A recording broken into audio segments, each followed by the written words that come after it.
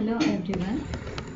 We will move on to the 12th session with regard to research methodology and statistics, that is unit 2.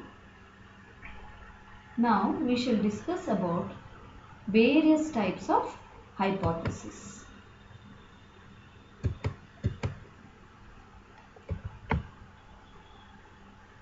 The objective of this session is to understand the types of hypotheses.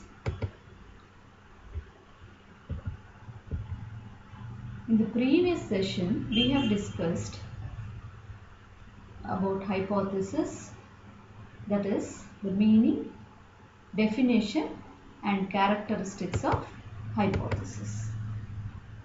Coming to types of hypothesis, we shall be discussing two types of hypothesis, that is null hypothesis and research hypothesis. Coming to null hypothesis, it is known as no effect or difference hypothesis or negation hypothesis. It usually tends to refuse or deny what is explicitly indicated in a given research hypothesis.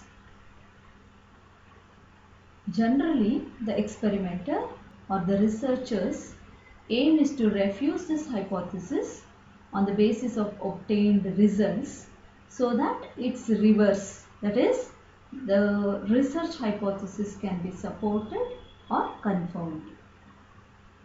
The null hypothesis, as I told earlier, states that there is no relationship between the two variables studied.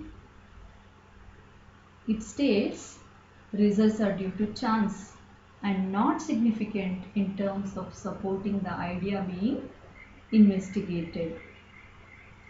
Null hypothesis state the opposite of what the experimenter would expect or predict. The final conclusion of the investigator will either retain a null hypothesis or reject a null hypothesis in favor of an alternative hypothesis.